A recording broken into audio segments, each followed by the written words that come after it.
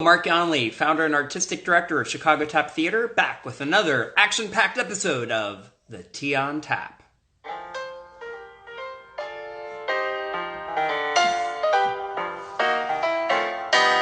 Lace your shoes, ball change for left macchiato. Least got the tea on tap. CT square is where it's at, my love.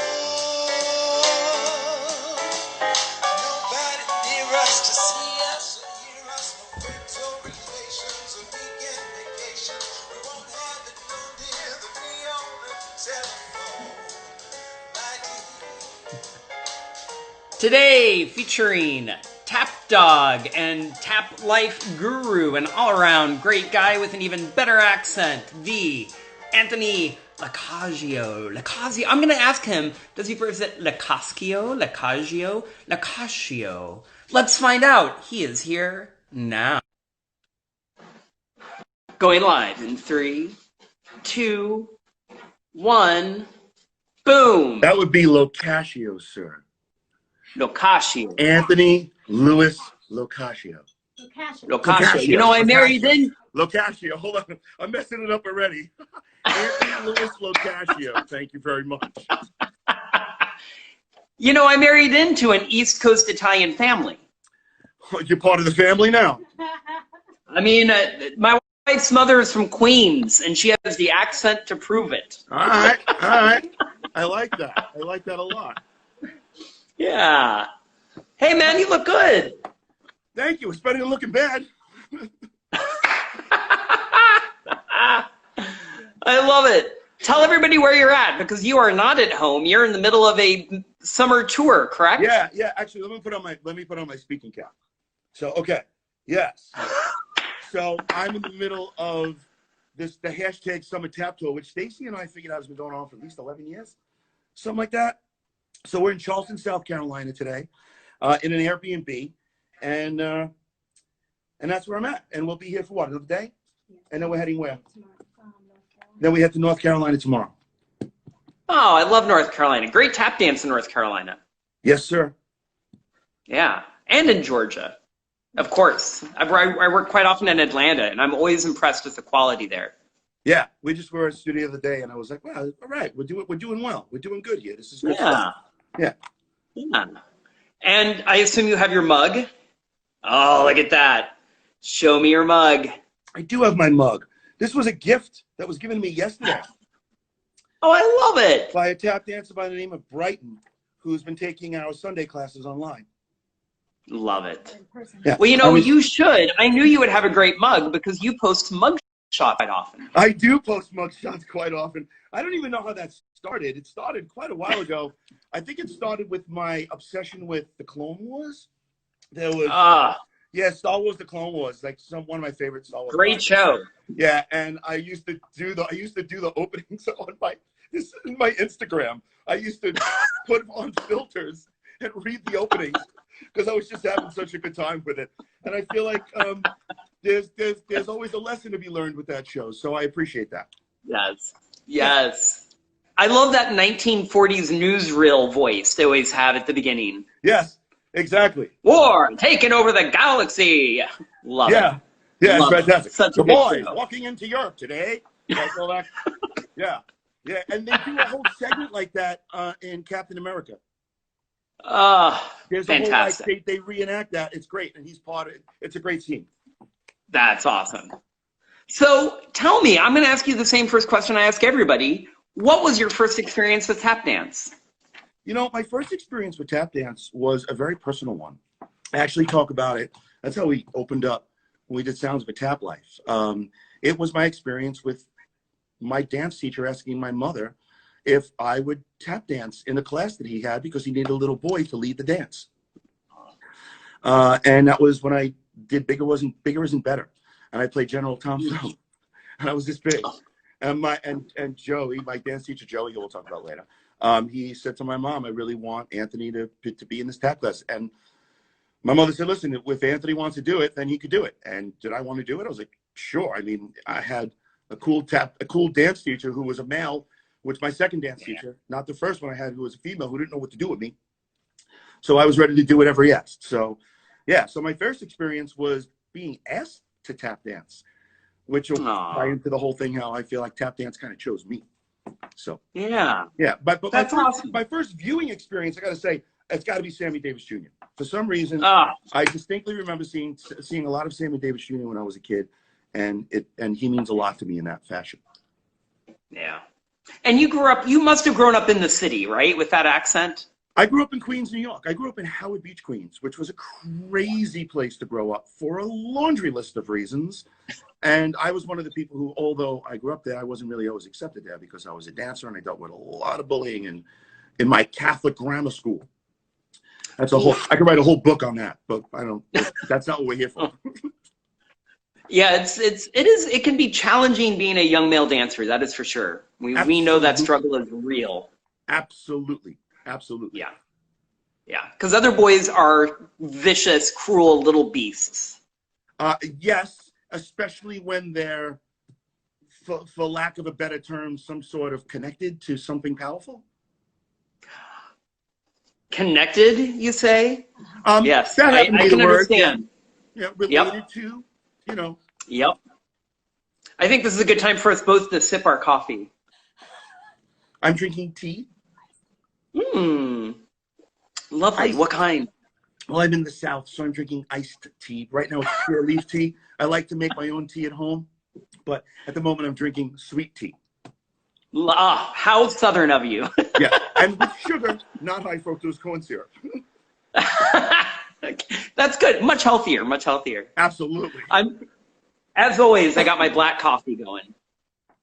So you touched on this, but who were your primary teachers growing up, and who were the people that taught them, if you happen to know? Yeah, my dance teacher was Joe Stanford, who he was part of an act called Stanford and Lynn that performed in the Cascio a lot. He opened for Bobby Vinton. He worked in Vegas. He did the whole thing. At one point, a little tidbit of information. At one point, I guess just because of age and where they were in history, Heinz and Dad opened up for my dance teacher. Oh, that's how cool. crazy is that?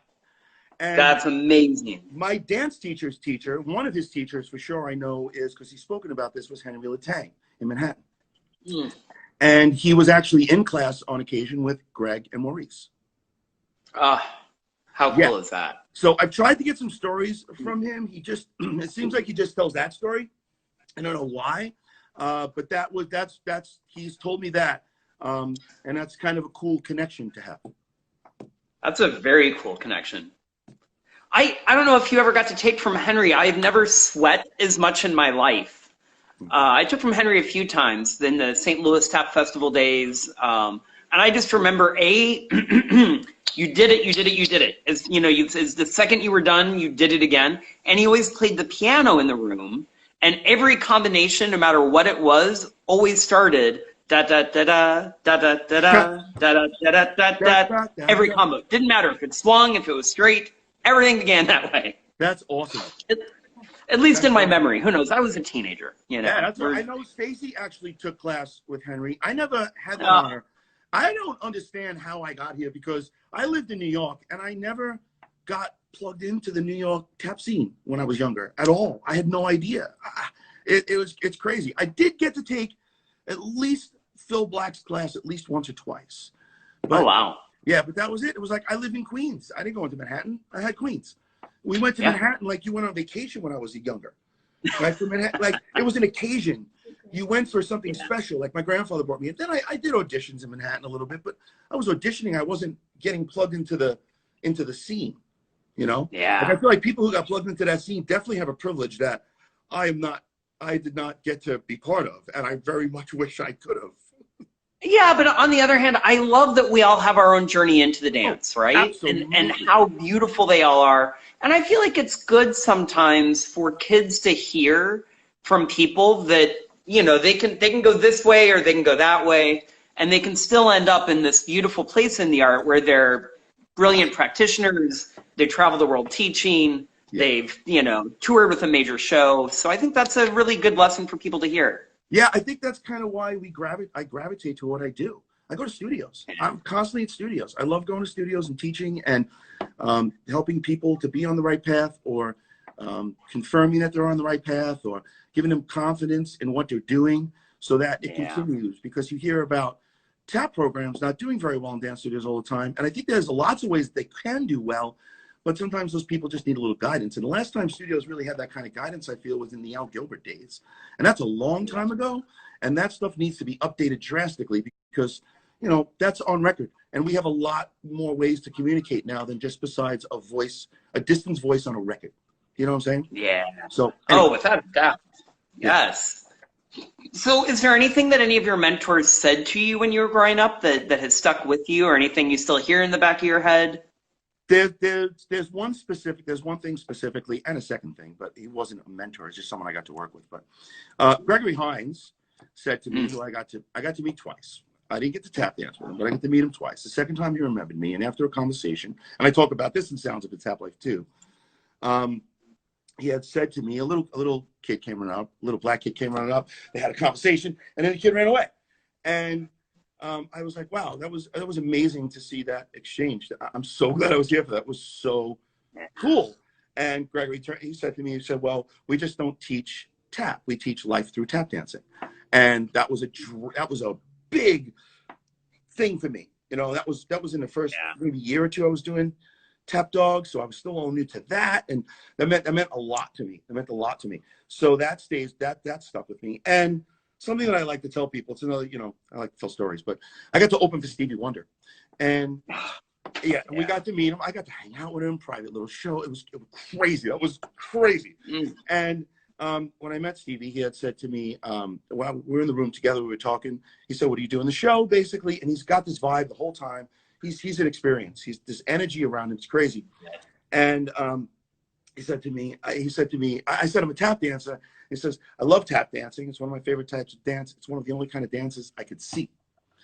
Now I'm paraphrasing. He said it a lot more eloquently, but that also really stuck with me. So when you asked me to stick with me, that one stuck with me. Yeah, those are beautiful stories. So what is it that made you, you know, when you first started taking tap dance as a young boy, what made it stick? What did you find that you reacted to or fell in love with right away? I liked my teacher. He was nice to me. I didn't have a lot of people that were nice to me at that time, and he was nice to me, and he taught me things that I didn't know. And you know, I often say tap dance chose me, and I really feel like tap dance chose me. I think it's a stepping stone to something else I'm supposed to do. I haven't figured it out yet. I really love producing. There's a couple of other projects that I work on. But really, my dance teacher made me fall in love with tap dance. And I didn't even realize that at first. I realized that later on in life when I told stories about it. Oh, it's beautiful. What a great answer. I love that. So tell me this. Technique is a big word, right? And technique is one of those words, I think, in the ballet world, the modern world, they have very specific meanings. And I kind of like the fact that in tap dance, technique is one of these things that every teacher kind of has their own approach to or understanding of. What does technique mean to you, and how does it shape how you teach tap dance? Man, I practiced these questions yesterday. I answered these questions to Stacy, and you know, it's like, I don't know.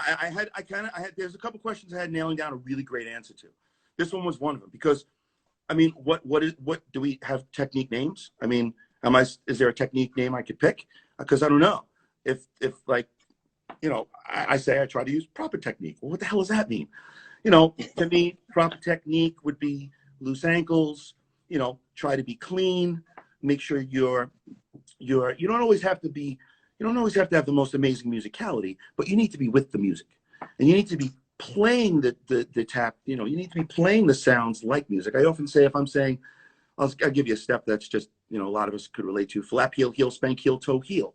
I say those are the lyrics to the music that we're playing with our feet instead of the steps. And then some kids go, oh, well, I play an instrument. I understand what music has to sound like.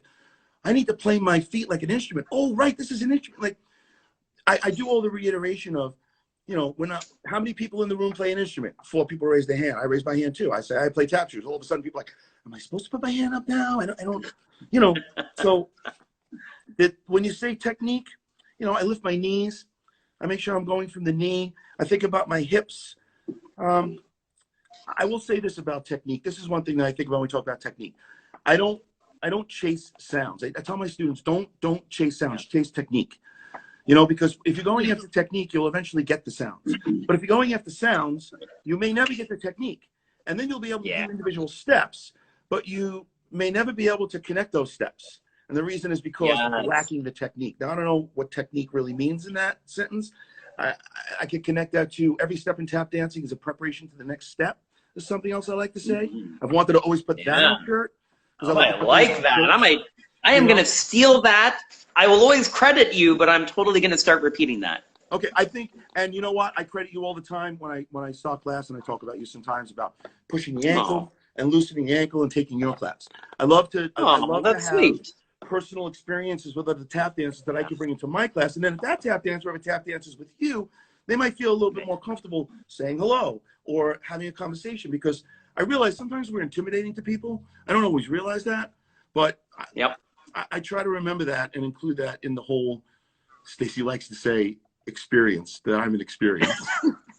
But, yeah, so that's what I got with you. I love it. That's what I came up with when you thought about with the technique question.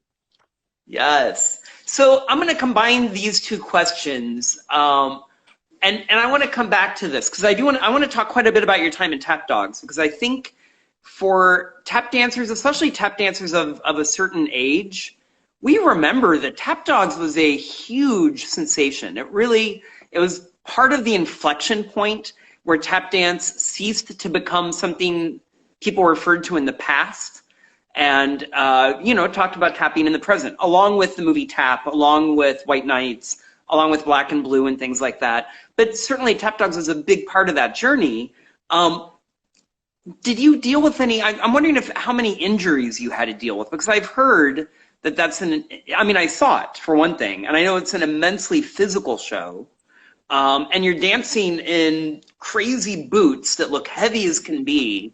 Talk about that. Did you ever get injured in that process? Or have you dealt with any major injuries as a tap dancer? Or are you one of those lucky few who have managed to avoid major injury?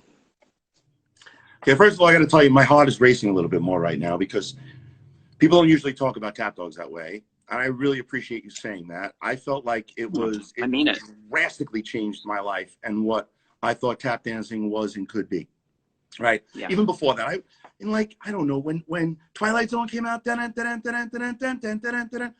I was just about becoming a tap teacher, and I choreographed to that, and I freaked people out. So that being said, hearing you talk about Tap Dogs like that means a lot to me. So thank you. Thank you very much. I mean it very genuinely. Yeah, as far as injuries go, basically the story was we never came off stage. We had 6 guys on stage. We never came off stage without somebody being injured again, bloodied, cut, backstage, legs in ice. Just, it was we were always dealing with that show was dangerous, man. We were dancing up and down ladders. We were dancing on water. We built the set as we went. Those ladders, when they climb up, if you remember, first we put them as ramps. Oh, yeah. We pulled those ropes. We went off stage and pulled those ropes and ran back on stage and kept tap dancing. There were scenes where I got to play second. I got to play second in charge. I was the enforcer in New York City, and man, that was fun. And that was a lot of fun. And then, but at one point I played second in charge, and I had to tap dance upside down every night for 6-7 months. That was crazy. So there was always injuries. I damaged my back to the point that everything from my L4 down is damaged, degenerated, all kinds of stuff. But I never took time off because I didn't want to miss a show. We were proud. We were tough, man. We were tough guys. We were proud. We didn't want to miss shows and stuff like that. And I probably didn't treat my body the way I should have. But, I had a concussion in New York. I had gotten a concussion. Went downstairs to do my crossover and passed out, and they found me downstairs on the floor after a show. They didn't know what happened to me, and they couldn't look for me right away because they're in the middle of a show. And a swing had to swing on. Oh yeah, one guy basically ended his career on this set because he sliced his leg all the way from his shin all the way down to his foot because there's metal on the stage. There was a lot of injury, but we had massages. We tried to keep ourselves in good shape. As time went on, we were highly encouraged to hit the gym all the time, so that So there was a lot of injuries. You asked there was a lot to unpack in the questions you asked. The boots. Okay, I didn't so make that easy on you. I asked a lot of things. Yeah, Well, the so boots, tell me this. I can tell you about the boots. Like the boots were crazy. Yeah, tell me I about never those. tap danced at anything like that before, and they made me a better tap dancer. And quite honestly, I'll tell you one of the reasons why I love my J-Sims, and we'll talk about what shoes I'm wearing. But one of the reasons why I love my J-Sims because they're heavy, and they feel like an instrument, and they remind me of my boots. I became a better tap dancer, and I wanted to make I was desperate to make tap shoes when I was doing tap dogs because I wanted to make a heavier shoe for everyone. And I tried to talk to Cascio, and they wouldn't talk to me. And then I had a pair of K360s that tore in half of me in 10 days after I owned them, and I never wore Capizios again because I called them. That was the second time I reached out to Capizio for help, and they were like, "Yeah, we're Capizio, we can't help you." So I was like, frustrating. But the boots wound up being the thing I tapped in all the time because I couldn't find a shoe. I couldn't find a shoe to tap in until I found Miller and Benz. So the boots made me a better tap dancer. They changed the way I choreograph. The show changed the way I choreograph. It gave me new ideas and it made me hold my body differently. And as far as the boots go, they also protected us. Like, you know, when you look at our boots, they were torn up a lot. We beat those things up. They were work boots for construction sites, and we beat the crap out of those things. We needed boots every couple of months. We had a new pair of boots, but we were changing taps constantly. You'll see in some of the things I'll do, there'll be cracked taps in the background, stuff like that. I had bags of cracked taps from doing that show. I used to split Capizio taps like they were nothing. I could split 6 toes in a weekend. Like when I was feeling strong and I was young and I was out with my best, me and the other guys, we were just snapping taps. We tapped hard. We tapped hard. We tapped really hard. And those boots helped protect us. Yeah. Was there anything else? Were they steel-toed? Were they steel-toed boots? No, they had a toe protection. They had like a thick plastic protector, but they weren't steel-toed. They weren't steel-toed. Yeah. Yes. So tell me this: when you dealt with your injury, how did you recover from it? Like, how do you recover while you're continuing to perform? Yeah, how do you do that? You know, it's like you pay for it later. I'm paying for it now. You'll see every once in a while, I'm like, hey, Anthony's stuck in bed again. And I'm in bed for like, what, 2 weeks? Sometimes more. Can't move. You know, that's one of the ways I paid for it. But I have a great chiropractor who's helped me out. And I'm trying to bring yoga into my life. Because by bringing yoga into my life, and it's starting to tighten my center more and pull my pelvis forward and help give me some room. But as far as dealing with injuries when you're on the road, it was like, well, I bent my finger back, but if I tape it to this finger, I'll be able to dance tonight. That doesn't stop me from tap dancing. You know, maybe I need 3 days off with my back, but I would do it like, okay, I have injured my back. Let Anthony get through Friday night, and then we'll give him off Saturday and Sunday because he'll have Saturday, Sunday, and Monday, and he'll miss 4 shows instead of 2 shows. Oof. Right? So that I'll have 3 days in a row to try to recuperate, and they send me to doctors and things like that. We'd all go to doctors. Like, we weren't neglected, but we were tough guys, and we wanted to do a show. We didn't want to not dance.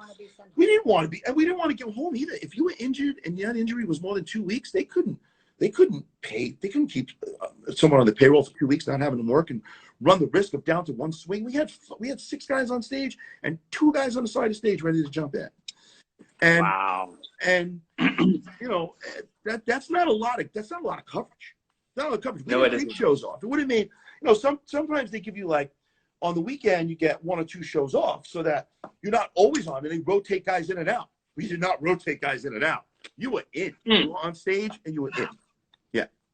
And was most of your cast Australian then? When I first started, most of my cast was Australian. And it's funny, when I started in New York, I was one American with all Australians and maybe 1 guy from the UK. So when I was in New York, I only talked like this, Mike, when I was on stage. When I was on stage, it was an Aussie accent all the time. Otherwise, I wasn't doing my job, fella. You understand what I'm saying? And it got to the point where some of the Aussies were like, that's a bloody good accent, mate. Yeah, that's not bad, fella. Fair dinkum. And then I throw in words like fair dinkum and really confuse people because I was hanging out with, there was a lot of camaraderie with those guys. They taught me a lot about life. No joke. Yeah. Like, hanging out with people not from America taught me a lot about life that you don't learn about being an American. Like, I'll never forget. I think it was Nathan Sheens who came into our room. Like, we have 2 tours now. We went to LA. We just left New York. We're about to blast out these 2 tours, and everybody was psyched and excited. And now I've been doing the show for months. I was a New York cast member, and one night, it was like one of the first 2 or 3 nights, maybe a couple of nights in, because we did it every night. All the Americans were hanging out in my room watching television, and the Australians were not. They were hanging out with each other, talking, living life, going out, experiencing LA. And I think Nathan Sheens comes into my room. He's like, I'm not going to curse, but you know, he's a little rough around the edges sometimes. He's like, all right, what are you bloods doing in here? You got some new mates to hang out with, and you're all in here watching bloody American TV instead of hanging out with some new tap dancing mates. Where's the camaraderie? Where's the bloody camaraderie, mate? What are you doing? What are you doing, fella? And he'd come in hot, and I loved it. And I was like, well, FTV, let me go hang out with these people. And that was the beginning of me completely starting to take TV out of my life. Yeah. Yeah. And putting more people in it, which I really appreciate. Yes. I love it. And just if I may, am I correct that you were the first American to be cast as a full-time cast member? Is that correct? That is correct. I'm the first American to take over one of the original Australian company members, who was Drew Kaluski. Drew Kaluski, man. He was, I can't make how big he was. He wouldn't fit in this screen if he was standing here. He was built. If you ever see the movie Bootman, right? Dean Perry. Oh, yeah, of course. Bootman. Kaluski's in that movie. He's the guy that does the solo in the outhouse on the toilet bowls. He was big and he was good. He was really, really good. He was a monster on stage. It was scary stepping into his shoes. But Dean felt like my New York Italian was going to allow me to be the tough guy on stage, even if I wasn't the tallest guy with the biggest muscles. I love it. I love it. Yeah, Bootman was a great film, by the way. I see that Tap Kid commented there. I remember when that came out, watching it multiple times and being so happy to see more tap dance on the screen. I thought danced that was with really a lot great. of those guys. A lot of those guys I got to dance with. I was excited for that movie. And you know, I blew it when Dean choreographed the opening to the Olympics. By the way, hi, is that hi Tap Kid? I know who you are. Jalen, is that Jalen? Okay. Anyway, when Dean choreographed for the Olympics, after I saw it, I called him. I was like, Dean, that was freaking great, man. Why don't you call me to come to Australia? He's like, mate, if you would have been here, we'd have put you in a heartbeat. I was like, yeah.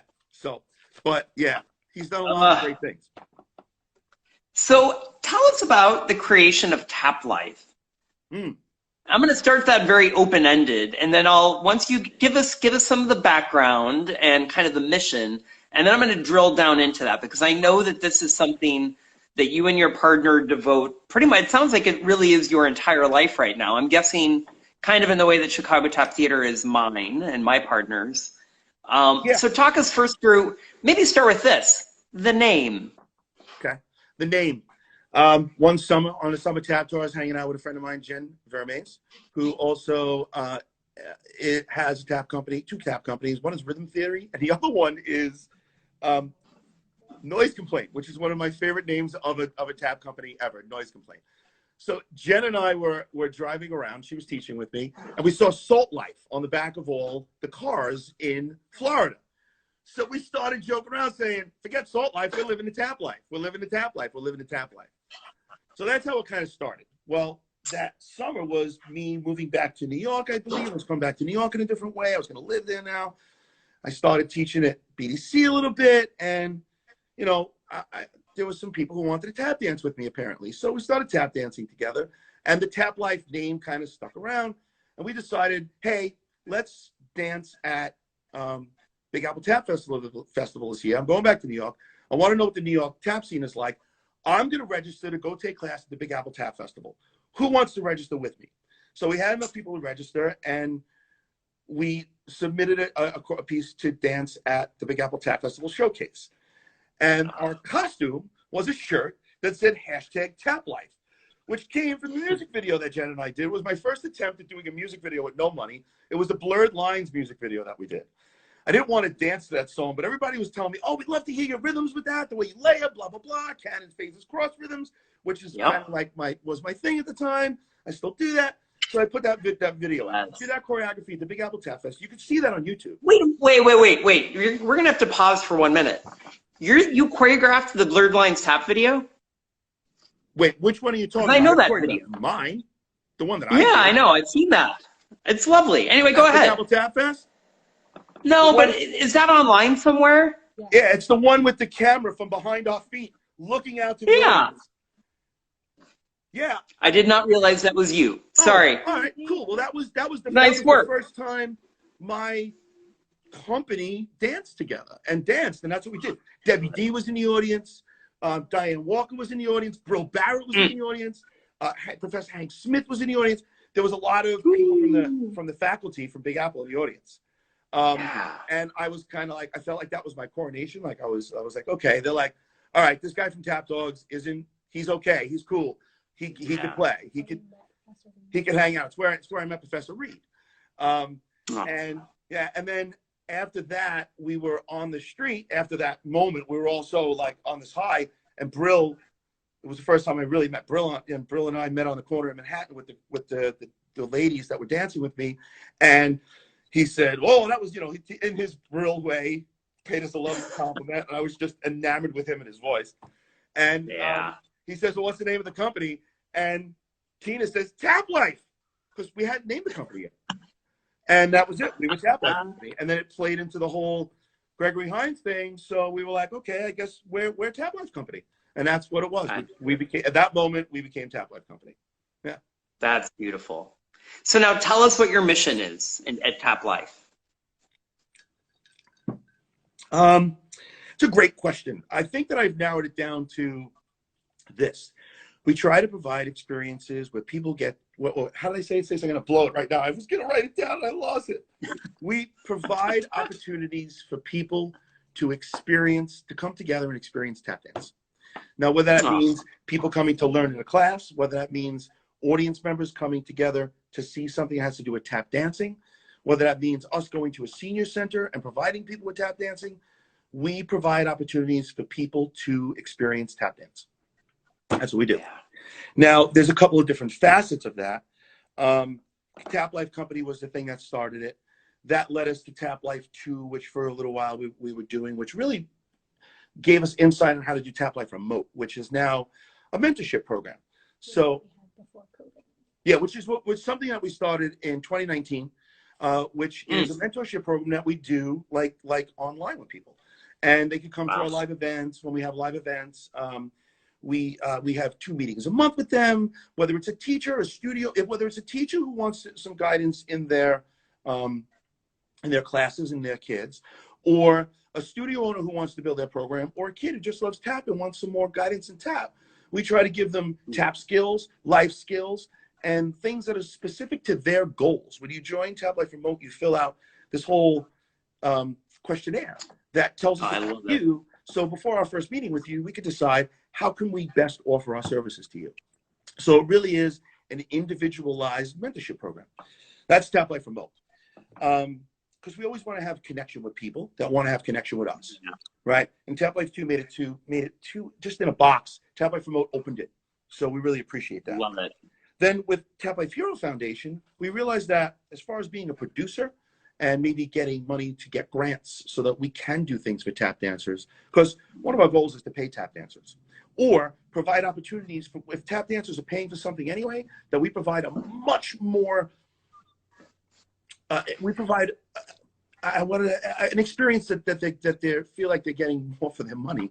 And I say that like a competition. Not that I want to go on a competition conversation, but tap dance, that's one of the, I judged for 20 years, but I had to stop. I couldn't be there anymore. That it felt like not the right atmosphere for me, because tap dancers were paying the same amount of money as everyone else that were going to competition, but they weren't getting fair treatment. They weren't dancing on a surface that met their needs. They weren't getting feedback that was helping them grow as a tap dancer. If they did anything that they did to try to beat it, like bring out a board, they were getting comments like, use the whole stage. Well, the whole stage isn't wood, so how could I use the whole stage? So I just couldn't be there anymore. So, we want to provide opportunities for those people that if they're going to spend money on tap dancing, that they get to dance on a wood floor.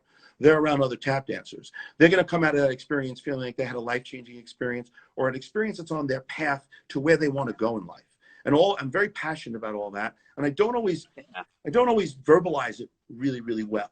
So I hope that resonates. That was with perfect. People. So it's Tap Life Hero Foundation also allows us to produce events. So it's So right now, the facets of Tap Life Company are the company that dances, Tap Life Remote, and Tap Life Hero Foundation. That's awesome. That's amazing. And you have built a lot of this with somebody much prettier than you, which is my preface to this. Depends on the person deciding who's the one that's pretty. I love it. That's a great answer. So, like myself, you married a tap dancer with a brain for business as well as amazing feet. And I'm wondering, how has working together enhanced your life and your partnership? And I guess, what is the experience of creating something that you're passionate about, like a tap organization, with somebody that you're passionate about? It means the world to me. And it's the way I wanted to move forward with my life. And I was glad to find someone who also had similar interests. We align a lot, and we're exactly different, pretty much equal amounts of time. We are this balance. In my wedding vows, when our friend Tina, who's in the company, was our minister, who called me Louise instead of Lewis, and I hope she's listening because we always give her a hard time with that. I mean, honestly, when we got married, what was the line I said? I said we're exactly different enough that this will work out perfectly, or something like that, whatever it was. But I mean, right after we finished our vows, the very first thing we did was tap dance on an O'Mara floor. We got married on an O'Mara floor. In our tap shoes. We literally got married on an O'Mara floor in our tap shoes. And at the end of our vows, the first thing we did was dance to Live High, which is the piece that we do together, which was a piece that I choreographed before. I choreographed because I wanted a partner to understand how I felt. And she got it. It resonated with her. And now she dances it with me. And I love that. But, you know, I don't know if I could do that. I mean, could I drive around the country with someone for 2 months if they had a regular job and didn't have anything to do a tap dance and they weren't interested in what we were doing? How could I do that? I don't know if I could do that. I would certainly be doing it alone. Would I be doing it with one of my company members? Like, how would that work? You know, we love to teach at the same studios. Like, when we're in New York, we teach at the same studios so that we could, commute together. We vibe on those things. It's really, really nice. It's really, really nice. And it definitely gives me a sense of comfort. And I hope that I don't know. That's what I got. That's what I got. I think that's beautiful. There's probably more there, but yeah. But Stacy said that's plenty. Well, you tell Stacy that I say hello to her. I assume she's off camera left. Yes. Hey, Stacy, how are you? What a pleasure to see you. I'm well, thank you. It's so good to see you. She's usually close by, or I shut down.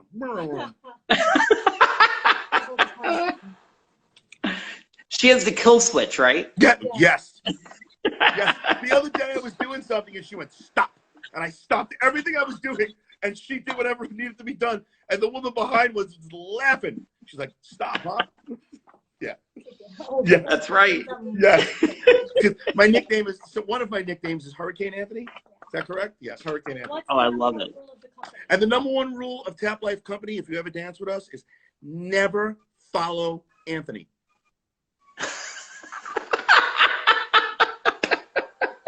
He'll do steps that sound like the steps he choreographed. He'll be the right rhythm, but he's probably not doing the same footwork. Don't watch him. I love it. That sounds, I can relate to that. That resonates with me, Anthony. I have a similar issue, I think.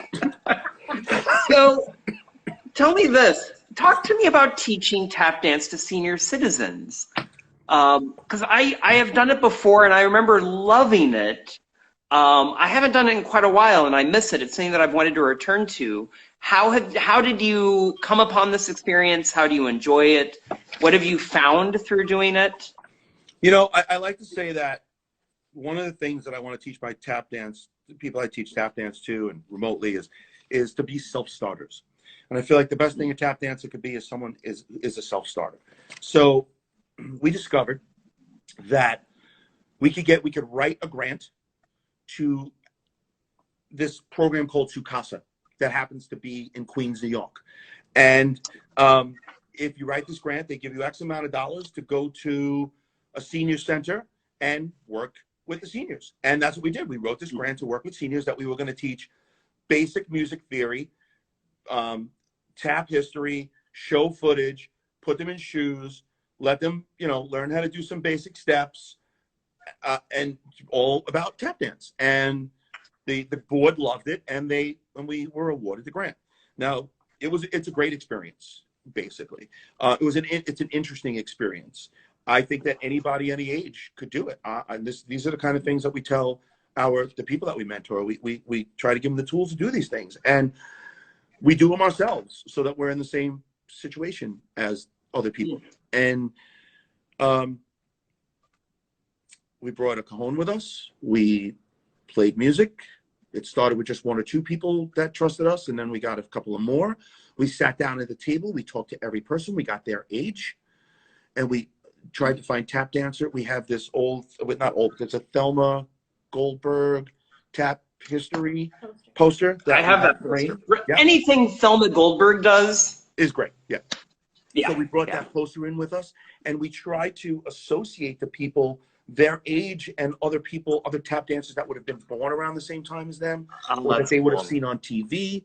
We had, we try to, whenever we work with people, we just don't start tap dancing. We want to know about the people first. So there's usually some sort of questionnaire that we have. So we sat down, talked to everyone, then we started putting people in shoes. We were waiting to get money to buy more shoes. The shoes weren't coming. Again, self-starter. Do what we have to do. We put word out to other tap dancers. A bunch of tap dancers sent us shoes. They were so kind. And we started putting people in shoes. Once we had shoes, now more people started getting up. More of the folks started trusting us. It was very, very interesting to, we played no maps on my taps for these people. They saw, a lot of these people we showed footage of places they lived that tap was going on that when and it was like, whoa. It was like all these connections. So it was a really great experience. Some people fought back. Some people don't know how to get out of their own way.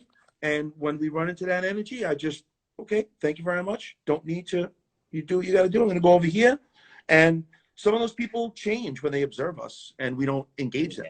So it's a really great experience. And I think if anybody has a chance to put themselves in a position to do that, I think they should do it. It's not the first time I've worked with seniors. You learn different kind of patience. You learn a different way to talk to people. You learn that if you didn't know this before, that people could tap dance by sitting down or holding on to something, if that's not obvious to some of our younger teachers or younger dancers. So I recommend it. Love it. Love it. So we're going to turn our attention to a more serious question here for a minute. Given the movement for racial justice in the wake of the George Floyd murders, I know that I personally have been thinking a lot about my role as a tap dancer, as a white tap dancer in a historically Black art form, so I've been asking all of my guests, what they think tap dancers generally, like how can we, given that the tap dances are medium, it's what we live for, it's what we know, it's what we can paint with or change the world with, what can tap dancers do to play a role in this movement? And then after that, what specific role do you think maybe, or what responsibilities do white tap dancers have that might be unique to us? Unique to us compared to a Black tap dancer. Okay. Do you think maybe that we have a different level of responsibility? I believe in equality. I believe we all have the same responsibility. I don't think that if we're from a different community that we should have a different responsibility. Part of my responsibility, I know, is to be an oral historian. I do talk about tap dancing coming from oppression. I do know about the Negro Act. I do know about their drums being taken away as form of communication. But it's my job to know that, and I don't hide that from people I teach. So that's part of my responsibility, and I do that. I also wanted to go, past that. Like when we started Tap Life Hero Foundation, I was doing some listening to to Derek and Jason. I love when they do they were doing talks for a little while. And one of the things Derek said was tap dancing was losing its blackness. So that was something that I did take to heart as a personal mission. I don't know if you know who Black Mike, Killer Mike is, but Oh, of course. like he's brilliant. Like I know that unfortunately a lot of Black people were being shot long before and being killed long before, even what was it, Frederickson? Like this is a long time. So this is nothing new to me. And Ferguson was that? Yeah. So I'll tell you about the Tap Life remote thing. So one of the things when we started Tap Life Hero Foundation was we needed a bank account. So and this is, I've never said this publicly before, but Stacey and I, it came up last night naturally, so I'm saying it now, is we went and found a Black-owned bank. We're a tap company. We're going to have a Black-owned bank. And we went to a Black-owned bank. And it was great. What an experience. And they loved having people whose business was tap dance. Yeah. They didn't care what we looked like. They just loved the fact that tap dance is one. So that made me feel really, really good. And we just do those things on the regular. And I don't have to make them I don't have to make it a thing. It's just what I do. It's just what we do. It's just how we do it. One of the other things I do is I Professor Reed, Respect the Dance. Do you know that ritual? Okay, of course, right? So I've now added in, talk a little bit about history of tap dance before that, like the things I just said. Now I'm throwing names and I tell them, not now, I always tell them, when you're in my tap class, you're not just here for steps. I'm throwing names at you. I expect you to go look at least one of these names up when I'm done. I tell them that. I just threw out King Rastus Brown because that was one I was after for a while, and I've heard J-Sam mention, and I had text J-Sam one night and asked him about it, and so I just pick names, throw names out, more than one, and then we do Respect the Dance, and then when everybody says Respect the Dance, I continue on with, and after being very clear earlier before we just did the ritual that this is an original African-American art form that we need to respect that way, I say, and the community that gifted us such a beautiful art form to share together in today.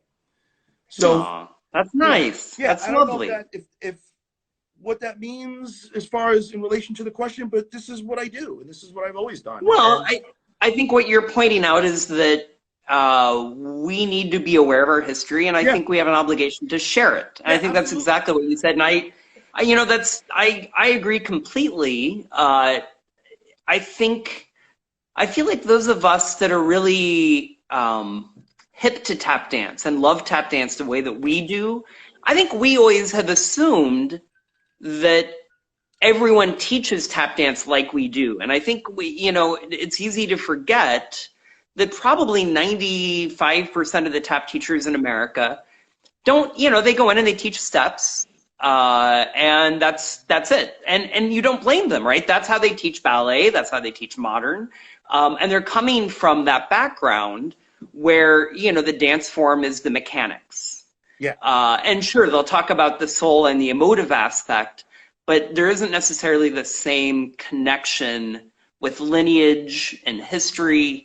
It's interesting. I've had this debate with many of my jazz dancer friends saying, why don't jazz dancers, when you get together, do you talk about all the great, parents of jazz dance? And they're like, no, not really. And I'm like, are you kidding? Tap dancers, that's all we talk about, right? We're always telling stories and who did you see tap dance and who did you learn from and who did they learn from? And did you get to see Uprooted, either of you? Yes. Amazing, right? I loved it. In the wake of all of this, I started talking about that in my jazz classes specifically. Yes. I always knew about it before, but it was something that sometimes parents don't really like for you not to be dancing in a classroom, which is unfortunate. So here's and I don't care anymore. I'm talking Yay! about it, and that's all there is to it. There's a piece of history that I'm very interested in that I haven't been able to get all the answers to. And it's the tap dancing moving from this performing art form when it became this form and this shared cultured experience into dance studios. And I believe it has to do with that at the time, this was a lot of black men who were sharing this art form, and they weren't allowed into these buildings and into these rooms with a bunch of little white girls.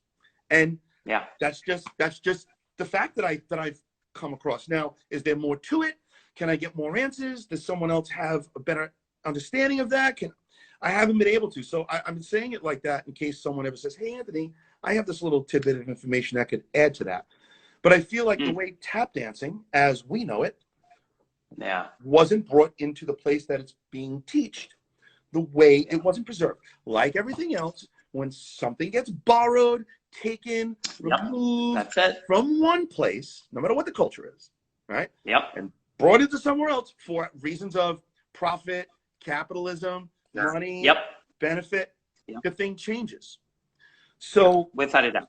Yeah, so I could only wonder, I could only speculate that the reason why tap dance isn't taught that way is because the people who did it that way weren't the ones who got to bring it into the next iteration of what it was going to become in society. I would agree completely. Put that in the book. Bam. All right, so Anthony, here's the deal. I am really trying to keep every episode under an hour. Okay. Let's see if we can do this. It is time for a 2-minute tap lesson. You have 2 minutes to teach any step, concept, or idea. I will be timing you. I will not really be timing you. Okay. But here we go. When are you going to start the timer? Right now? I'm starting it. Wait. I'm going to pretend that I have a timer on my watch. I do not. Okay. Bam! Great. So, Stacy's going to help me here. So this is a step that I was taught by my teacher, Joe Stanford, and it's believed to be, by me, an original Bill Robinson time step. And nice. I obviously it was taught from Henry to my teacher, and I confirmed this with Debbie D one day. Debbie D came to a rehearsal we had, and she confirmed that this is an original Bill Robinson time step. So here we go. The step is,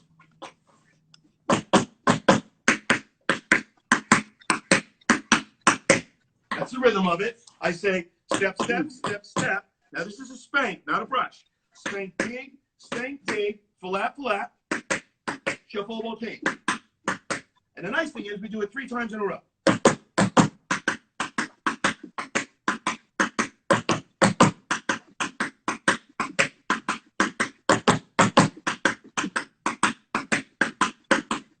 Now this is the hard part.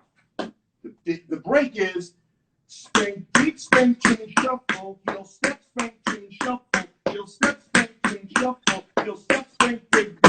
How much time do I have? 30 seconds. It is.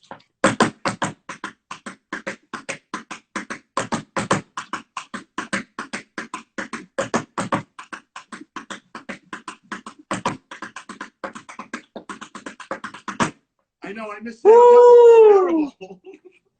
That's beautiful. I love it. That was lovely. I love it. No, that was great. Thank you. All right. I never missed out. The look on Stacy's face just now was horror. She thought for sure something must have happened to me. The floor moved. I saw it. Don't worry. It's all those earthquakes going on. Yeah. All right. It is time for rapid riffs. I have 12 questions. I'm going to ask them quickly. I'm going to point out, as I always do, I sent these in advance, so I don't want any hemming and hawing and, oh, that's hard. Answer the question. Here we go. Oh, look at that. I love it.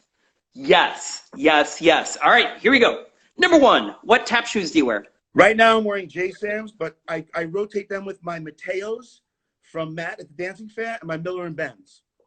Love it. 2, taps, tight or just a little bit loose? I always keep my taps tight. However, the only time I kept them loose were the heels on my boots in Tap Dogs, but just one specific pair of boots that I used for the solo, because we danced on, I had to do a solo on metal, and the only way to get a nice sound out of the heel was to leave just the screw in the back open and take the other 2 and over tighten them so that there was a little gap, and you get that nice little that's resonance. Cool. Yeah. 3, favorite song to tap dance to? You know, when I do that, I usually dance to I Hear Music by Oscar Peterson Trio. Oh, yeah. But I love Jason Mraz, so I will dance to any Jason Mraz song except for the popular ones on the radio. Love it. 4, favorite composer? Depending on my mood, I'd say either Oscar Peterson, Jason Mraz, or Stevie Wonder. Yes. 5, you're in 4/4 time. Do you count in 4s or 8s? Depends on the song and the material I'm doing.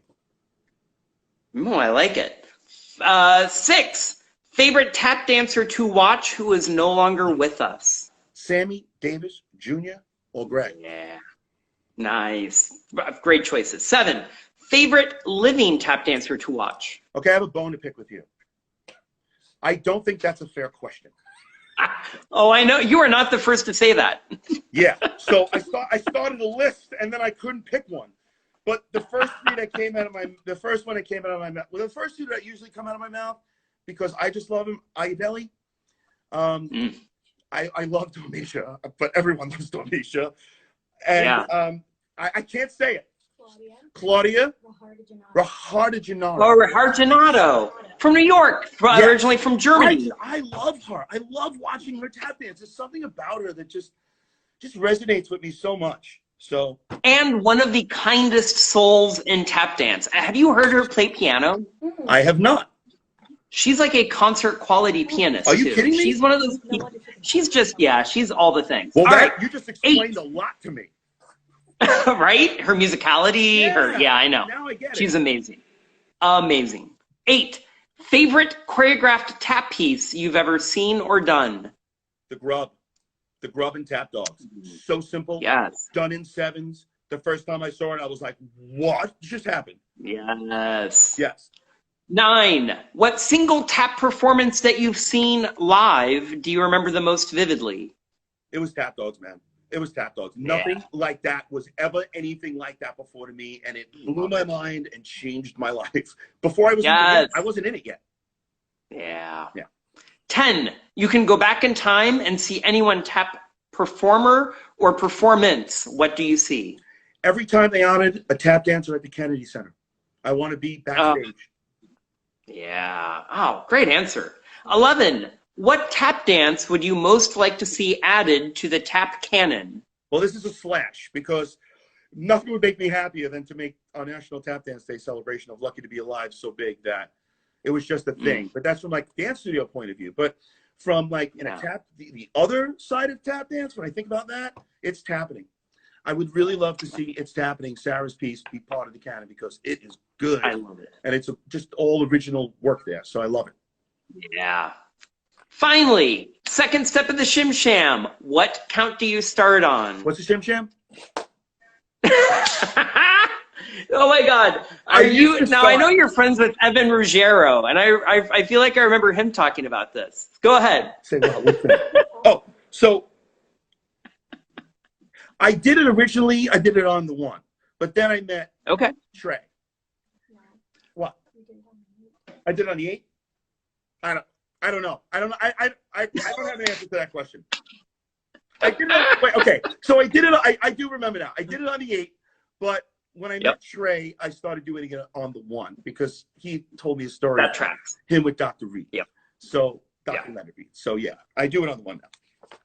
Very good. I love it. So listen, before I ask the last question, because we have to hurry, we have literally 1 minute left. I just want to thank you for being here. I want to thank our amazing marketing director and tech guru, Leah Martin Koch. I want to thank our staff, Molly, Ali, Sarah, our amazing interns, Ali and Emily. I want to thank my amazing wife / business manager and tap dancer in Chicago Tap Theater, Jennifer Yonley.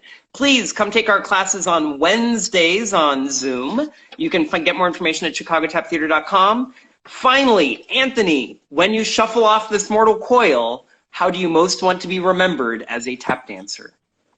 You know, I just hope that I inspired others to be the best version of themselves possible, and to use tap dance to inspire the world to do the same thing for themselves. No. Anthony, there's no doubt that that's what you've been doing. I want to thank you so much for sharing time with me. I want to say hi to Stacy. Thank you for helping and running the camera and popping in. It's so lovely to see you both. Anthony, just thank you for everything that you've been doing and for your contributions to the art. I genuinely appreciate you. Thank you. Likewise, I appreciate you very much as well, and the contributions you make, and I thank you for having me today. Thank you. Take care. We are out of time. Thank you so much. Thanks for joining us, everybody. See you on Sunday. Bye-bye. Bye.